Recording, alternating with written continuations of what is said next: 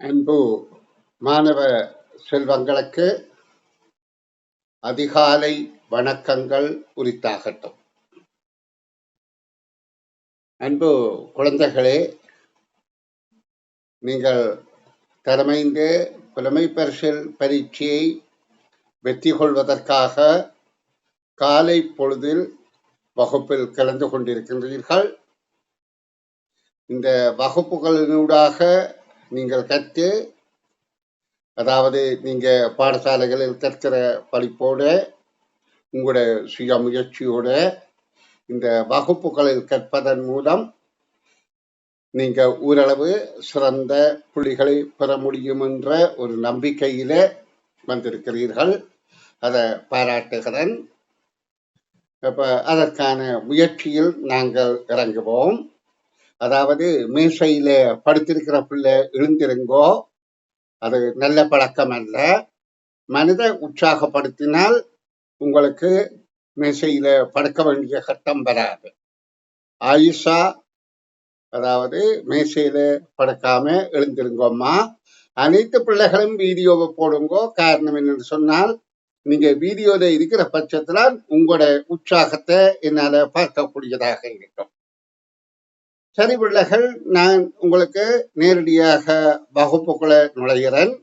இப்ப நாங்கள் காலங்களை கணிப்பது பற்றிய காலக்கணிப்பு, குறுகிய காலத்தை நாங்கள் கடிகாரத்திலையும் நீண்ட காலத்தை நாட்காட்டியிலும் கணிப்பது பற்றி பார்த்து கொண்டிருக்கிறோம் பயிற்சிகள். அதுல ரெண்டு, அதாவது குறுகிய கால நீண்ட காலங்களை பார்ப்பது பற்றி கடந்த கால அரச பரீட்சை தாள்கள்ல வந்த வினாக்களை அலசி கொண்டிருக்கிறோம், அதாவது ஆய்வு செய்து கொண்டிருக்கிறோம், பார்த்து கொண்டிருக்கிறோம். அப்ப அதை பார்ப்பதன் மூலம் எதிர்காலத்துல பெறக்கூடிய பரீட்சை வினா எங்களுக்கு அது இந்த பரீட்சை வினாவுடைய ஆரம்ப கருத்தாவது புரிந்து கொள்ள முடியும். ஏனென்றால் காலக்கணிப்பு என்பது, காலம் என்பது குறுகிய காலம் மணி நிமிடங்களாகவும் மணித்தியாலங்களாகவும், நீண்ட காலம் நாட்களாக, வாரங்களாக, மாதங்களாக, வருடங்களாகவும் கணிப்பிடுவது வழக்கம். அப்ப நாங்கள் புரிந்து கொள்வதன் மூலம், அதாவது அந்த நீண்ட காலம் குறுகிய காலத்தை கணிப்பது எவ்வாறு என்று புரிந்து கொள்வதன் மூலம் எந்த வகையில வினா வந்தாலும் அந்த வினாவுக்கு விடையளிக்கக்கூடிய ஒரு பக்குவத்தை நாங்கள் அடைந்து விடுவோம். அந்த வகையில நான் நேற்று உங்களுக்கு கடந்த வகுப்புகள்ல காலத்தை கணிக்கும் கணிப்பு முறைகள் உங்களுக்கு விளக்கம் தந்திருந்தேன். அந்த கால கணிப்பு முறையிலையும், அதாவது உங்களுக்கு தெரியும், பழைய பரீட்சைத்தாள்கள்ல வந்த, அதாவது 2014ஆம் ஆண்டு வந்த ஒரு பரீட்சைத்தாளை அடிப்படையாக வைத்து ஒரு வினா உங்களுக்கு விளக்கம் தந்தேன்.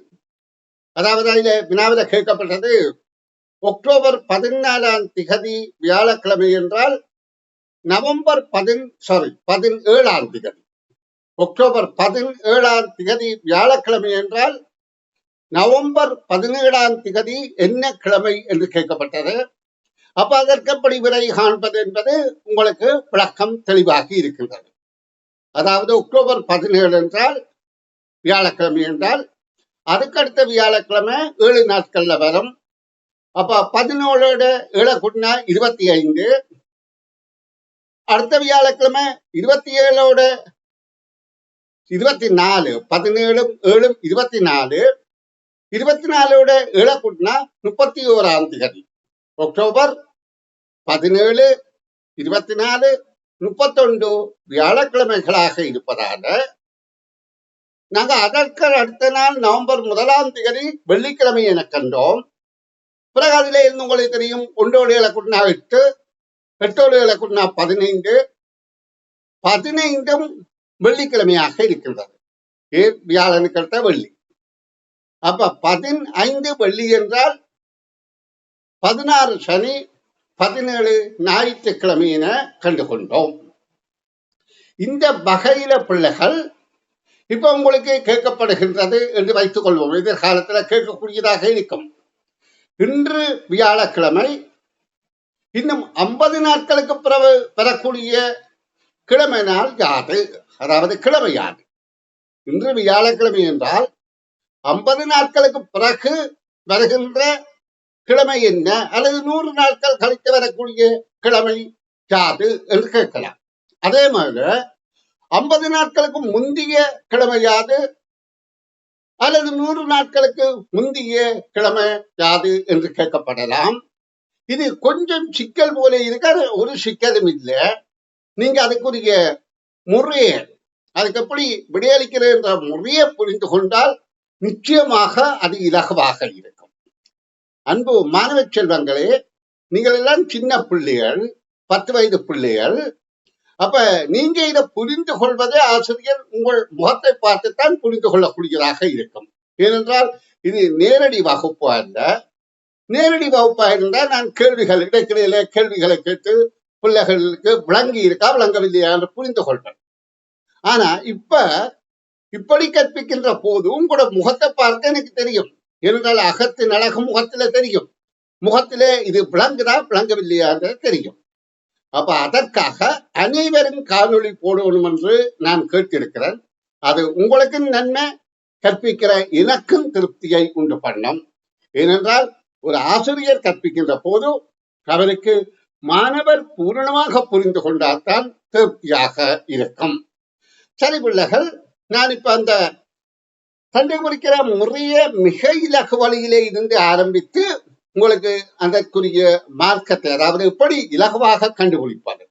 ஏனென்றால் உங்களுக்கு 40 நிமிடத்துல 40 வினாக்கள் தரப்படும். 60 நிமிடங்கள்ல விடையளிக்கணும். அப்ப 60 நிமிடம் என்றால் ஒரு வினாவில 1 நிமிடம் 1.5 நிமிடத்துக்கு மேல விரியம் செய்ய முடியாது. 2 நிமிடப்படி விரியம் செய்தாலே 1 மணி நேரம் தான், இது 9 நிமிடம். அப்ப பத்தாது. அப்ப குறுகிய நேரத்துல உங்களுக்கு வினாக்களுக்கு விடை காண வேண்டி இருப்பதால நீங்களே அந்த வினாக்களுக்கு எவ்வாறு இலகு வழியில விடை காண வேண்டும் என்ற முறையே பயிற்சி மூலம் பெற வேண்டும். ஆகவே நான் இப்ப உங்களுக்கு வைப்போடு எடுத்து அதில வினாக்களுக்கு விடை காணுகின்ற விளக்கத்துக்கான தெளிவான விளக்கம் வழங்க போறேன். நீங்க தயவு செய்து கவனிக்கும்படி அன்போடு கேட்டுக்கொள்கின்றேன். நீங்க கவனித்தால் இது புரிந்து கொள்ளக்கூடியதாக இருக்கும். இங்க ஒரு சிக்கலும் இல்லை பிள்ளைகள். அப்ப நீங்க புரிந்து கொள்வதுதான் உங்கள இருக்கின்ற திறமை. அப்ப நீங்க இதை தெரிந்து கொள்ள வேணுமா இருந்தால் நீங்க கொஞ்சம் அக்கறையா இருந்தால் போதும். அக்கறை என்பது நீங்க இத கவனிக்கின்ற போது மிகுந்த கவனத்தோட கவனிப்பீர்களா இருந்தால் தெளிவாக இருக்கும். உங்களால் விடை காண உதவியாக இருக்கும்.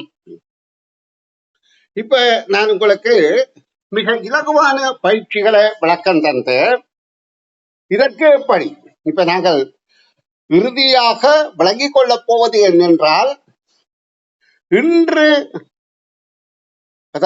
இன்று வியாழக்கிழமை என்று வைத்துக் கொள்வோம்.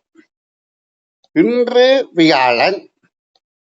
50 நாட்களுக்கு பிறகு என்ன கிழமை நாள், 50 நாட்களுக்கு முன்பு என்ன கிழமை நாள் என்பதை கண்டுகொள்ளப் போகின்றோம்.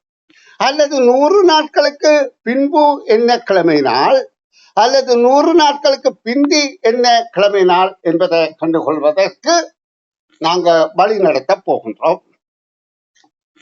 அப்ப அதற்கு முதல்ல நீங்க தெரிந்திருக்க வேண்டியது ஒற்றையன் தட்டையன் என்பது உங்களுக்கு தெரியும். அதாவது ஒரு எண்ணை 2ஆல பிரித்து, இப்ப நாங்க இயற்கை எண் என்றது 1 2 3 4 5 6 7 8 9 10 இதுவரையில பார்ப்போம். இதுல இரட்டை எண் என்பது எது என்றால் 2ஆல வகுக்கும் போது மீதி வராதது இரட்டைகள். அதாவது இதுல 2ஆல வகுத்தால் இந்த 2லயோ 4லயோ 6லயோ 8லயோ 10லயோ மீதி வராது. அப்ப இரட்டைகள். ஒற்றை எண் என்பது 2ஆல வகுத்தால் 1 மீதி வராது. இது ஒன்றும் 2ஆல வகுத்தா 1 மீதி வரும். அடுத்த 3 1 எப்படி வகுக்கிறேன்றதை நீங்க தர்க்கிக்க வேண்டாம். ஒன்றுக்கு அடுத்து தசத்தை போட்டு அதை நாங்கள் 1 வகுத்தால் 1, அதாவது 2ஆல வகுத்தால் தசம் போட்டு 0 போட்டால் தசம் 5 என்று வரும். ஆனால் 1 நாங்கள் முதலாவது ஒற்றை எண்ணாக எடுத்துக்கொண்டு அடுத்த மூன்றை 2ஆல் வகுத்தால் ஒன்றும் மீதி, அடுத்தது 5, அடுத்தது 7, அடுத்தது 9 என்று தொடராக ஒற்றை எண்கள் வரும். இப்ப இந்த மாதிரி வினாவிட தற்செயலாக இவ்வாறு ஒரு கேள்வி கேட்கப்படுகின்றது. தொடராக சிவப்பு பச்சை சிவப்பு பச்சை சிவப்பு பச்சை சிவப்பு பச்சை என நிற மின்குமிழ்கள் ஒளிர்கின்றது என வைத்துக் கொள்வோம். இப்ப உங்களுக்கு தெரியுது ஒற்றை எண்ணில சிவப்பு 1, 3வது, 5வது, 7வது இனியும் வருவென்றால் 9வதும் சிவப்பாக இருக்கும். இப்படி ஒரு வரிசையில 19வது என்ன நிறம் என்று கேட்டால் உங்களுக்கு தெரியும் 19 2ஆல் வகுத்தால் ஒற்றை எண், அதாவது 9 1 மீதியும். அப்ப 19வது சிவப்பு என நீங்க இலகுவாக வடிவளிப்பீர்கள். 42 என்னென்றால் அது இரட்டை எண், அப்ப உங்களுக்கு தெரியும் அது பச்சை என்று. அப்ப 124 என்ன நிறம் என்றால் அது இரட்டை எண், அது பச்சை என்று சொல்வீர்கள். 247 என்ன நிறம் என்றால் அது ஒற்றை எண், அப்ப சிவப்பு என்று சொல்வீர்கள். அப்ப உங்களுக்கு இந்த ஒற்றை எண் பயன் விளங்குகின்றது. இது நிற மின்குமிழ்களாக இருக்கலாம் அல்லது பூக்களாக கூடியிருக்கலாம். சிவப்பு நிறப்பூ, பச்சை நிறப்பூ. அப்ப சிவப்பு நிறமோ முதலாவதாக இருந்து 2ஆவதாக பச்சை, பிறகு அதே ஒழுங்கிற சிவப்பு பச்சை என்று இருந்தால் உங்களை தரப்படுகின்ற எண்ணிக்கையில் அது ஒற்றை எண் என்றால் ஒரு ஒற்றை நிறத்தை, அதாவது ஒற்றை எண்ணுக்குரிய நிறம் எனவும், இரட்டை எண் என்றால் இரட்டை எண் நிறத்துக்கும் நீங்க இனங்காண விடை காண உங்களுக்கு இலக்கு வழி தெரியும். இதே போல பிள்ளைகள் நான் இப்ப வேறு ஒன்று தருகிறேன். அதாவது 3 நிறங்களை வைத்துக் கொள்வோம். சிவப்பு பச்சை நீலம். இதே முறைதான், வேறு ஒன்றும் இல்லை. சிவப்பு பச்சை நீலம், திரும்ப சிவப்பு பச்சை நீலம், திரும்ப சிவப்பு பச்சை நீலம் என நிற மின்குமிழ்கள் ஒளிர்கின்றது என்று வைத்துக் கொள்வோம். நீலம் நிற மின்குமிழ்கள் ஒளிந்தால் இதுல கேட்கப்படுகிறது 27வது என்ன நிறம், 68வது என்ன நிறம், 126 என்ன நிறம். இந்த வினாக்களுக்கு விடை காண்பதற்கு இதுல தொடர்ச்சியாக 3 நிறங்கள் மாறி மாறி அதே ஒழுங்கில இருந்தால் எங்களுக்கு தெரியும் இது 1, இது 2, இது 3வது, இது 4, இது 5, இது 6, இது 7, இது 8, இது 9 இப்படியே போய் கொண்டிருக்கும். இப்ப 3 நிறம் என்றபடியால் நாங்கள் இந்த எண்ணிக்கையை 3ஆல வகுத்தால், இப்ப இது முதலாவது நிறம், இது 2வது நிறம், இது 3வது நிறம், இந்த 3 ஓகே. அடுத்ததுல பார்ப்போம். இப்ப இந்த 4 என்பது நாங்க 3ஆல வகுத்தால் 1 மீதி வருகின்றன. அப்போ 1 மீதி வந்தால் முதலாவது நிறம். இங்க பாருங்க 7 நாங்க 3ஆல வகுத்தால் 2ம் 1 மீதி வருகின்றன. அப்போ 1 மீதி வருவதெல்லாம் முதலாவது நிறம். அதே போல இந்த 5 2ஆல வகுத்தால் 3ஆல வகுத்தால் 1ம் 2 மீதி வரும். அப்ப 2 மீதி வருவதெல்லாம் பச்சை. இந்த 6 9 3ஆல வகுத்தால் மீதி வராது. மீதி வராதது 3வது நிறம். இப்ப உங்களுக்கு தெரியுது 3 வகை நிறங்கள்ல நாங்க 3 வகை என்றபடியால் 3ஆல வகுத்தால் 1 மீதி வந்தால் முதலாவது நிறம், 2 மீதி வந்தால் 2வது நிறம், 3 மீதி வரவில்லை அது 0. ஏன்? அது 3 மடங்குகள். அது எல்லாம் நீளமாக இருக்கும். அப்ப நீங்க இப்ப 27வது நிறம் தானே கேட்கப்பட்டது. 27 3ஆல வகுத்து பார்ப்போம். 3 27. இப்ப எங்களுக்கு தெரிந்துவிட்டது மீதி வராதது 3 மடங்கு நீல நிறம். அப்ப 27 நீலம் என கண்டுகொண்டோம். இனி 68 3ஆல வகுத்து பார்ப்போம். 3 6 2 மீதி 2 என்றபடியால் இது பச்சை நிறம். இதற்குரியது பச்சை நிறம். 126 3ஆல வகுத்து பார்ப்போம். முன்னாங்க 12, பிறகு 6, மீதி வரவில்லை. அப்ப அழகின் சிவப்பு நிறம். மீதி வரவில்லை என்றால் சாரி, அது நீல நிறம், 3 மடங்கு. இப்ப உங்களுக்கு பிள்ளைகள் 3 நிறம் வரைக்குள்ள விடை காண்பது இலகுவாக புரிந்துவிட்டது. இதே போலத்தான் 4 நிறமாக இருந்தால், இப்ப நாங்க பார்ப்போம், சிவப்பு, பச்சை, நீலம், மஞ்சள். 4 என்றால் அது எப்படி இருக்கும்? முதலாவது, இரண்டாவது, மூன்றாவது, நாலாவது, திரும்ப 5வது, 6வது, 7வது, 8வது, திரும்ப 9, 10, 11, 12, 13, 14, 15, 16 என்று வருகின்றது. இப்ப 4 நிற மின்குமிழ்கள் தொடராக சிவப்பு, பச்சை, நீலம், மஞ்சள் என ஒளிந்து கொண்டிருந்தால் 63வது என்ன நிற மின்குமிழ், 172வது என்ன நிற மின்குமிழ் என்று கேட்டால் உங்களுக்கு விடை காணுவது இப்ப வழங்கி இருக்கும்.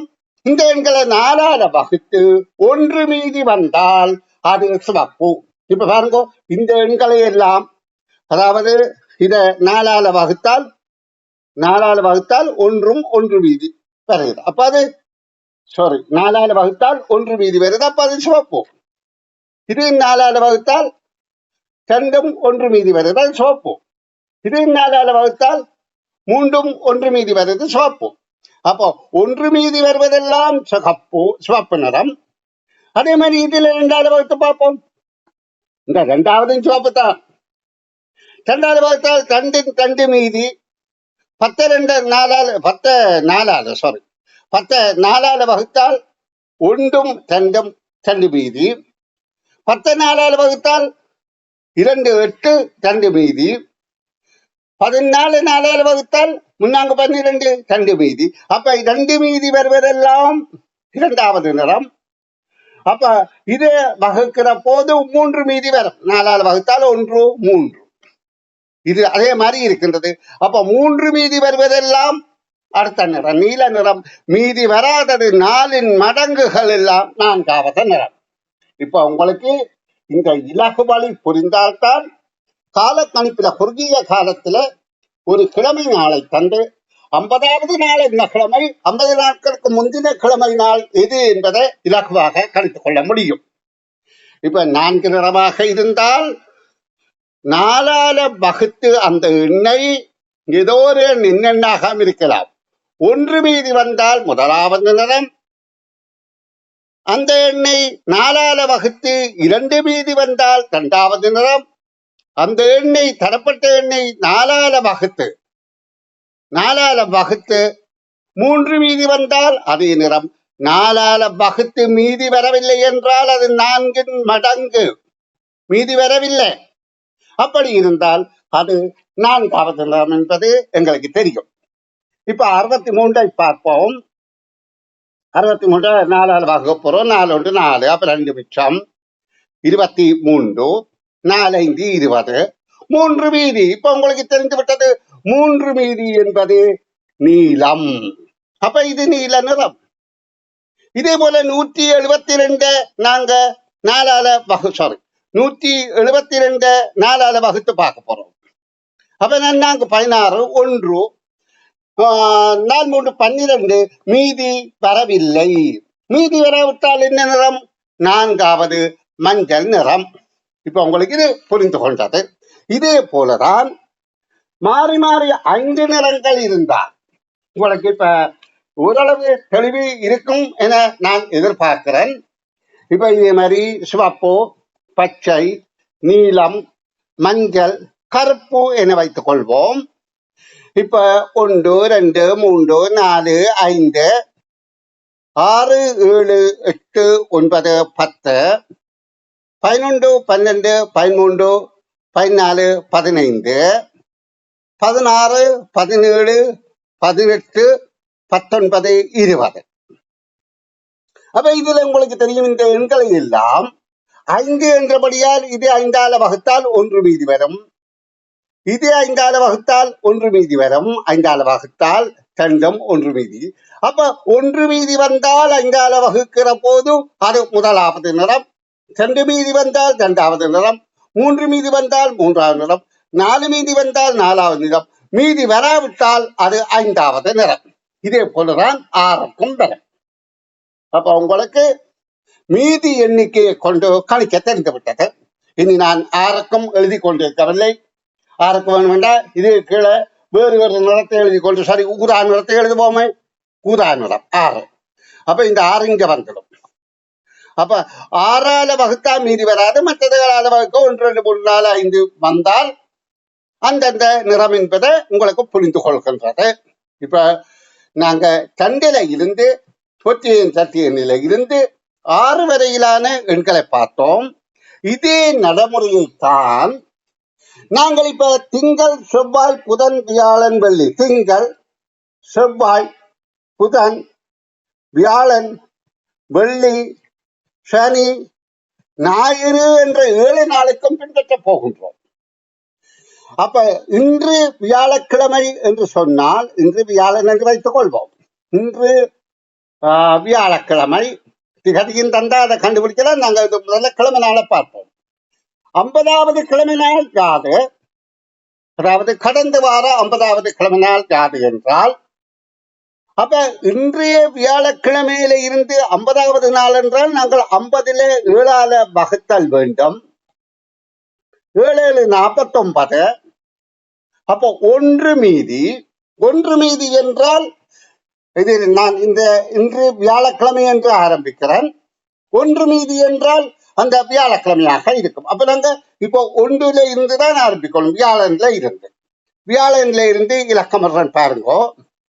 1 2 3 4 திரும்ப 5 6 திகதிகள் இப்படி இருக்கு. 6 7 8 9 10 11 12 13 14 15 16 17 18 இப்படியாக எண்ணிக்க போகலாம். இந்த வகையில 50 போகின்ற போது 1ஓட 7 கூட்டினால் 8, 8ஓட 7 கூட்டினால் 15, 15 7 22, 22 7 29, 27 9 36. அதாவது 1 8 15 22 29 7 கூட்டுறேன். அதோட எனக்கு நான் 36 36 43. அப்ப 49 43 43 7 50. அப்ப இந்த 50வது நாள் 7ஆல வகுக்கிற போது 1 மீதி வருகிறது. அப்ப இன்று வியாழக்கிழமை என்றால் 50வது நாளும் வியாழக்கிழமை என்பதை துணிந்து விட்டோம். பருவங்களை இலகுவா இருக்குது. இப்ப 48வது நாள் என்றால் நீங்க 7ஆல வகுத்து பார்க்கணும். 7ஆல வகுத்தால் 7 7 49 வராது. அப்ப 7 6 42 வரும், மிகுதி 6 வருது. 7 6 42 மிகுதி 6 வருது. 6 வருது என்றால் அது சனிக்கிழமையாக இருக்கும். 6வது நாளில் இங்க சனி அல்ல, இதில் 6வது செவ்வாய்க்கிழமையாக இருக்கும். ஏன் இங்க 6 மீதி வர என்றார். இங்க 1 இங்கே இருந்து ஆரம்பிக்கப்பட்டது. அப்ப இந்த வகையில 50வது நாளை கண்டுபிடிக்க உங்களுக்கு தெரியும். முன்னுக்குள்ள நாள். இதே மாதிரி பின்னுக்குள்ள நாளாக இருந்தால் அதையும் 50 7ஆல வகுத்தால் நாங்க 50 7ஆல வகுத்து பார்ப்போம். 7ஆல வகுத்தா 7 49 7 49. அப்ப அதுலயும் 1 தான் மீதி. அப்போ 1 மீதி என்றால் அதுக்கும் பின்னால வியாழக்கிழமையாக இருக்கும் என்று தவறாக கருதி விடாதேங்கோ. ஏன்? நாங்க பின்னோக்கித்தானே பார்க்கிறோம். அப்ப 1 மீதி என்கின்ற போது அதுல 49வது நாள் என்ன கிழமை நாள் வருமோ அதற்கு முந்தைய நாளாக அது வர வேண்டும். இது முன்னோக்கி போகுது சக, இது பின்னோக்கி போகுது சய. அப்ப நாங்க இதுல 49வது நாள், அதாவது 50வது நாளைத்தான் காணப்போறோம் 1 மீதி. அப்ப 49 இருக்கும் முதல் புதன்கிழமையாக இருந்தால் அதுக்கு முன்னாலே அது செவ்வாய்க்கிழமையாக இருக்கும். அப்ப முன்னுக்கு 50வது நாள் செவ்வாய்க்கிழமையாக இருக்கும். பின்னுக்கு 50வது இனி வரப்போகின்ற 50வது நாள் வியாழக்கிழமையாக இருக்கும். இது கொஞ்சம் கடினப்போக்கு போல இருந்தாலும் கடினமான வினா அல்ல. உங்களுக்கு கொஞ்சம் விளங்கிக் கொள்வது கஷ்டம் போல இருந்தால் இது நான் யூடியூப்ல போடுவேன். நீங்க திரும்ப திரும்ப பார்த்து உங்களுடைய பயிற்சிகளை மேற்கொள்ளும்படி அன்போடு கேட்டுக்கொள்றேன். இதே போலதான் 100க்கும் ஒருக்கா பார்வையிடுவோம். ஏனென்றால் அதையும் பார்த்து விட்டோமா இருந்தால் உங்களுக்கு தெளிவு பிறக்கலாம். இப்ப நான் அது முதலாவது நாள் திங்கள் என்று எடுத்துக்கொள்றேன். அதாவது இன்று திங்கட்கிழமை. இன்றில இருந்துதான் இதை பார்க்கிறோம். இன்றுதான் இதுக்கு ஆதாரம். இன்றிலிருந்து 100வது நாள் என்ன கிழமை நாள்? இன்றுக்கு 300வது நாள் என்ன கிழமை நாள்? இது வசன கேள்வியா விளைக்க பார்க்கிறவைக்கு என்னடா இப்படி எல்லாம் கேள்வியை போடுறார்கள் என்று இருக்கும். ஆனா இது கேள்வி சிக்கலான கேள்வி இல்லை. இது இலகுவான கேள்வி. இதுக்குரிய அதாவது விட கண்டுபிடிக்கிற முறையில் இருந்தால் இது மிக இலகுவான கேள்வி. அப்ப 100வது நாள் என்றால் இன்றிலிருந்து 100வது நாள் என்றால் இன்றைக்கு 100 நாட்களுக்கு முன் என்றால் நாங்கள் என்ன செய்யணும்? அந்த 100ஐ 7ஆல வகுக்கணும். ஏன் 7 நாள் படி எத்தனை வாரம் இருக்கின்றது உங்களுக்கு தெரியும். திங்கள இருந்து ஞாயிறு வரையிலே ஒரு வாரம். அப்ப இதுல 7 ஒன்று 7, 3 மிச்சம் 30ல 7 4 28. அப்ப 2 மீதி. 2 மீதி என்றால் உங்களுக்கு தெரியும். 1 மீதி வந்தால் திங்கட்கிழமை, 2 மீதி வந்தால் செவ்வாய்க்கிழமை. அப்ப 100வது நாள் செவ்வாய்க்கிழமை என்ற விடை உங்களுக்கு கிடைத்து விட்டது. இப்ப நான் உங்களுக்கு முதலே சொன்னேன், 100 நாட்களுக்கு முந்தினதும் அப்படித்தான் வரும் என்று கழிக்க வேண்டாம். இங்க நாங்கள் 49வது நாள் 98வது நாள் திங்கள் என்றால் செவ்வாய் 98வது நாள் ஞாயிறு என்றால் ஏன் அந்த வாரங்கள் இந்த பாருங்க 14 வாரம் 98வது நாள் 99 திங்கள் என்று பார்த்தோம். 100வது நாள் செவ்வாய் என்று பார்த்தோம். ஏன் 98 நாட்கள்ல தானே 14 வாரம் இருக்கு. 2 மீதி வந்திருக்குல்ல. அப்ப 98வது நாள் அதாவது ஞாயிற்றுக்கிழமை. அப்ப 99 திங்கள், 100 செவ்வாய். அப்ப 100வது நாள் செவ்வாய் என்று பார்த்தோம். இதே மாதிரி பின்னோக்கி 100வது நாள் எப்படி என்று பார்க்கிறது என்ற அர்த்தம். நாங்க இந்த 100 7ஆல வகுத்தால் 14 2 தான் மீதி. அப்ப 14 என்பது இங்கே எப்படி இருக்கும் என்றால் நாங்க இங்கே இருந்துதான் இப்ப கணிக்கிறோம். 1 2 3 4 5 6 7. நல்லா கவனித்துக் கொள்ளுங்க. ஏன் பின்னோக்கி கணிக்கிறோம். அப்போ 1 திங்கள் என்றால் இந்த வாரம் திங்கள்ல இருந்து ஞாயிறாக இருக்காது. திங்களுக்கு முதல் ஞாயிறு, ஞாயிறுக்கு முதல் சனி, சனிக்கு முதல் வெள்ளி, வெள்ளிக்கு முதல் வியாழன், வியாழனுக்கு முதல் புதன், புதனுக்கு முதல் செவ்வாய். அப்ப இங்க நாங்கள் இந்த மீதியாகின்ற போது இந்த பின்னோக்கித்தானே பார்க்கணும். இதுக்கு பிறகுதானே அது வரும். இங்கதானே 98வது நாள் வரும். அதாவது நாங்கள் பின்னோக்கி பார்க்கின்றபடியால் 98வது நாள் செவ்வாய்க்கிழமை என்றால் நாங்கள் அதுக்கு முந்தின நாளை பார்ப்போம். ஏன் இங்க செவ்வாயில இருந்து திங்கள் வரையில தான் கிழமை இருக்கின்றது வாரம். அப்ப நாங்க பின்னாலே இருந்து பார்க்கின்றபடியால் 98வது நாள் செவ்வாய் என்றால் 99 திங்களாக இருக்கும். திங்கள் 99 முன்னால திங்கள், இதுக்கு முன்னால திங்கள். அதுக்கு முதல் 100 என்பது அதற்கு முதல் ஞாயிற்றுக்கிழமையாக இருக்கும். அப்ப நன்றாக விளங்கிக் கொள்ளுங்கோ. இது மைனஸ் கடிந்து கொண்டு போகின்றது, இது கூட்டப்படுகின்றது என்ற நிபந்தனை உங்களுக்கு விளங்கினால் இந்த கேள்வி இலகுவாக இருக்கும். இதற்கு நீங்கள் அதிக பயிற்சிகளோ அல்லது உங்களை கஷ்டப்படுத்திக் கொள்ள வேண்டாம். இலகுவாக புரிந்து கொண்டால் சரி. இப்ப இதே மாதிரி கேள்வி கேட்கப்பட்டது. இன்று வெள்ளிக்கிழமை 5ஆம் திகதி, கண்ணன் தனது பிறந்த நாள். நாளை இன்றைக்கு என்று சொன்னான், அல்லது நேற்றைய முதல் நாள் என்று சொன்னான். நாளைய மறுதினம் இந்த வெள்ளிக்கிழமை என்பதை நான் இங்க போடுறேன். வெள்ளிக்கிழமை இன்று 5ஆம் திகதி, நாளைய மறுதினம் நாளைய மறுதினம் வெள்ளிக்கிழமை. கண்ணன் தனது பிறந்த நாள் முந்த நாள் என்று கூறினான். இது வந்த கேள்வி, இதே மாதிரியான கேள்வி வந்தது.